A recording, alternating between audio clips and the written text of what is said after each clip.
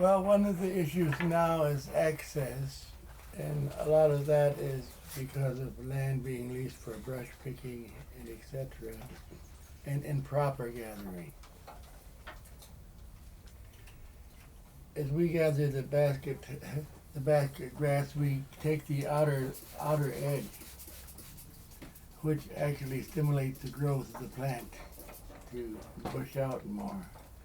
But a lot of the commercial gatherers pull out the whole heart of the plant, which eventually kills it and depletes the area of bare grass. If it's gathered the way we gathered, it actually stimulates the further growth. In the same way that when we gather camas, when we dig it with our digging sticks, there's all these tiny little nodules which are small bulbs of the camas, and when we dig it, we're actually stimulating the growth of more camas by the act of harvesting it. The way we harvest bare grass, it also stimulates it, but there's a high demand for it now in floral shops and the evergreen brush picking profession.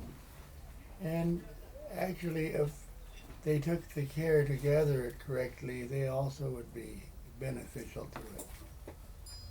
So this is an issue, I think, of education of harvesters. We're looking at harvesters who are like first generation harvesters who are just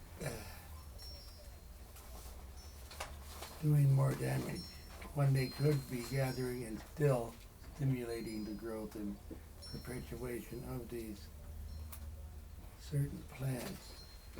We gather a lot of things that are considered weeds to people, and that's like cattails and the bulrushes. They're marsh plants. Now, our accessibility to the sweetgrass and those marsh plants is also dwindling because of conflict of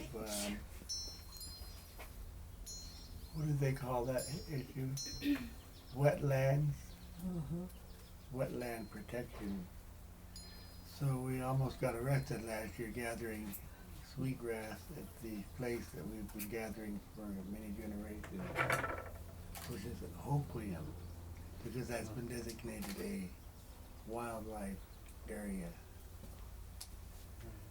The areas of gathering the sweetgrass, which is actually a type of sedge, is rapidly decreasing. But also, gathering sedge stimulates the growth of it. It causes when you gather it properly, it pulls off at the root level and stimulates the growth of more. Just like when you mow a lawn, it stimulates the grass to grow thicker. Probably the most upsetting diminishing of materials is the cedar tree, which I talked about before. You can only gather from a cedar tree once. And it's always ideal to have a sequence of cedars, so you have old growth down to young growth. But because of the commercial reforestation, cedar trees are often overlooked.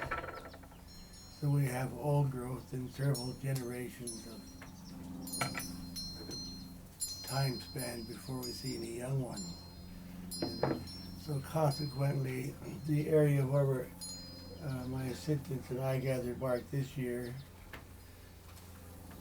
most likely will not be able to be harvested again in our lifetime.